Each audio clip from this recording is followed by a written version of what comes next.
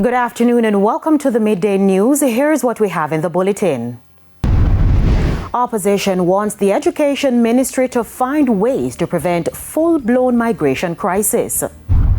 Jamaicans urged to be on alert as a tropical wave brews in the central Atlantic. And later in sports, 3 Jamaicans named in West Indies women's T20 World Cup squad. Thank you for joining us. I'm Carrie Simpson. Here are the details.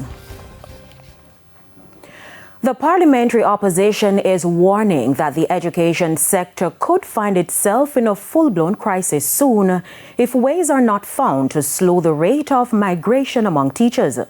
Many school leaders are now scrambling to fill teaching posts just days before schools reopen. Sandy Williams has the details.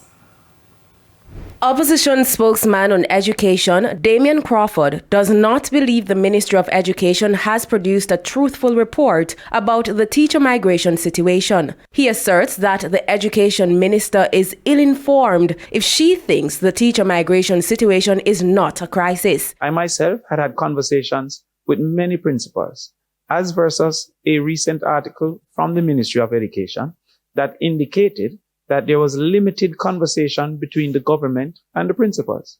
And one employee of the ministry suggesting that speaking to the JTA would have been deleterious to the efforts that they had for importation of teachers, while this would be a necessary partner in ensuring that teachers who would become members of the JTA, because the Jamaica Teachers Association would not be reserved only to Jamaican teachers, but to teachers in Jamaica.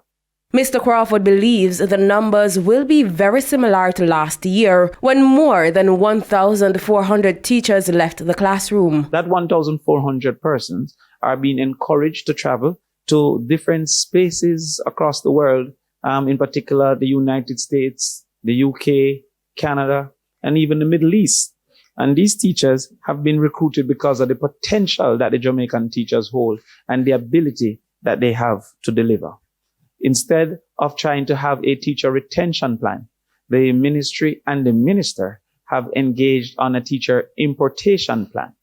But even with that plan, Mr. Crawford is still concerned. 27 Cubans or 28 Cuban teachers are now in Jamaica for the start of the school year. But for some reason, we have not seen in the media, in the social media or otherwise, the arrival of the much shouted about Ghanaian teachers that are supposed to be coming to Jamaica. Remember, school starts next week. These Ghanaian teachers should have been carried at a point that they could participate in summer school so they could acclimatize themselves to what is to expect from the teaching practice in Jamaica. He's therefore calling on the education minister to provide a report on the number of teachers who left the classroom over the last 5 years and the number of posts filled over a similar period. Sandy Williams, TVJ News. Now, despite the talks of teachers from the Philippines and Ghana being recruited to fill the vacancy in some classrooms, the Education Ministry says it has not reached any agreement. Education Minister Favour Williams, during a post-cabinet press briefing on Wednesday, says the government only received additional teachers from Cuba for the upcoming school year. We only have our usual cadre of Cuban teachers and others that were in the system before. There has not been any new recruitment of teachers from other countries. There have been talks, there have been discussions, but our system continues now as we speak today to have the same countries that we've always had. Since the COVID-19 pandemic, schools have been grappling with teacher migration. Though the numbers have been decreasing, school administrators say it's still a major concern. The ministry says 102 fewer teachers have migrated for the 2023-24 academic year compared to the previous one. The foreign teachers are therefore to help plug that hole. Priority is being placed on mathematics. We need more math teachers in the system. And that we will be recruiting as best as we can more math teachers. I know we have programs in place to enable us to be graduating math teachers, but they won't be ready for this school year you're talking about in the next 2, 3, 4 years. A suggestion this afternoon for artificial intelligence to be incorporated into the classroom to enhance the learning process. Hope Gay Williams, who is a graduate student at the University of the West Indies, Mona, believes the tool should be embraced. In an interview on TVJ's Smile Jamaica morning program, she explained how it would work. AI should not be seen as the enemy. Okay. We should embrace the technology. It is here. It's not going anywhere. We have to get with the times. And as educators, it can help to make our lives easier. It can help us to focus on the important things. So, for example, we'll spend less time on delivering content. Students have access to the technologies. They can do their searches. Now we'll focus now on applying that knowledge. So in the classroom, design creative lessons to ensure that the knowledge is being applied in the right context. So it's not so much about what you know. And while it's believed that the technology may stunt critical thinking, Ms. Williams says that will not be the case. She says it comes down to ethics. With the advantages of AI, there are some challenges and some concerns. So we have to ensure that as educators, we engage with the technology ethically, and we also assist our students, teach them, encourage them to do so ethically as well. Because the reality is, when they transition into the world of work, they will be interfacing with this technology.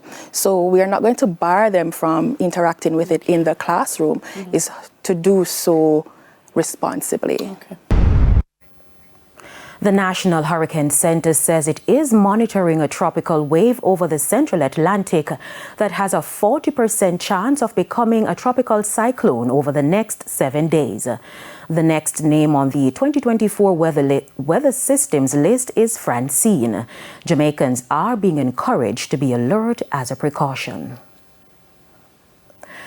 The Ministry of Labour and Social Security has delivered on its commitment to issue checks to individuals severely affected by Hurricane Beryl. Checks valuing between $50,000 to $150,000 were presented to residents Wednesday in St. Catherine. Minister Pernell Charles Jr. explained that other parishes will also be benefiting from the initiative this week. You are not the full amount of persons that will receive checks. They are just the representation of the St. Catherine Parish. And there are thousands more that will be getting support this week. And so we're going to be traveling throughout all parishes, ensuring that we can reassure Jamaica that you're going to get the support. He encouraged residents to use the checks provided to put themselves in a better position. Who may be getting some support from church. There are some in the areas that are more severely impacted that actually receive a whole new house already from our partners, whether it is Food for the Poor, GEMS, individuals, churches. But you will receive a check, and you need to make sure that you use it to put you and your family in a better position. Because Jamaica is one of the countries that is most prone for disaster. It's time for a break. Stay with us. More stories when we continue.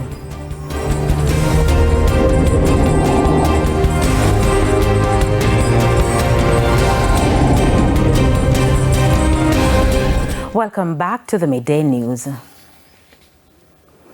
The police are on the hunt for 2 men suspected to have shot up a vehicle with 5 people in Old Harbour, St. Catherine last night. It's believed that Obia is at the center of the attack. The suspects are known to the authorities as Pops and Duppy Maker. Police reports say at about 8:40, the group left a church service and was on their way home in a white Toyota Axio when the vehicle was shot up. A woman who was sitting in the back of the vehicle was shot. The police say a pastor is believed to be the target of the attack. Now, threats were reportedly issued to the pastor on social media before the attack was carried out. The police are investigating. Head of the Area 3 Police, ACP Calvin Allen, says the JCF is committed to returning peace to Clarendon. The assurance comes as the police continue to use emergency-type responses to target criminals in the parish who are linked to the recent mass shooting in Cherry Tree Lane. A 2-week state of emergency ended in the parish Tuesday. However, immediately after, a 48-hour curfew was imposed on 5 crime hotspots communities. ACP Allen, while speaking to officers, highlighted the need for them to continue their mission. We will build this national security cathedral because even with your green card or whatever else you have, this is still our land and we have a duty to protect it. The prospect of this country is too bright, too realistically bright for any criminal element to seek to bring it otherwise. So thank you. Thank you for your efforts day in, day out. Thank you. Custos of Manchester, Garfield Green, is calling for tougher sanctions against justices of the peace who charge fees for the voluntary services. This follows the dismissal of 2 JPs in the parish who were found to be charging for their services. Custos Green noted that the 2 JPs were under scrutiny for some time and faced accusations over the past 2 years. But he says despite the warnings, they continued. The 2 men were brought before an ethics committee in recent weeks. The Custos is therefore advocating for stricter measures to prevent such misconduct. Please, to be careful. Do not charge for JP services. It's against the JP Act. It's not a criminal offense. It is not. But you can be removed from office instantaneously, right, once you're caught charging for providing the services. And we end this afternoon on a celebratory note. The Guardian Group Bank added bright smiles to the faces of family members and several primary exit PEP exam high achievers recently when they issued scholarships and grants at their annual awards ceremony. Among the recipients were the national top PEP boy and girl, 12-year-old Aiden Cummings and Adriana Clover, who are getting ready for secondary education at their respective school of choice, Arden High and Campion College. Now, each recipient received cash prizes, trophies, and school bags. The top girl explained that her success required a lot of sacrifice. Public holidays and Sundays and lunch times at school to study and to study with my friends and my teacher, and I feel like that helped a lot as he was able to explain things to me that I couldn't understand by myself. Sage Brown, another recipient who is now off to Mount Alverna High School, shared that she too had to sacrifice something. For her, that was her favorite sporting activity. When I went into grade 6, our teacher told us that we can't waste any time, so we had to drop all of the sports and everything to focus on PEP. Then she said in high school we can start them back up. So I had to stop doing swimming, dance, and gymnastics. But when I go back to high school, I can start them back. It's now time for the Business Minute.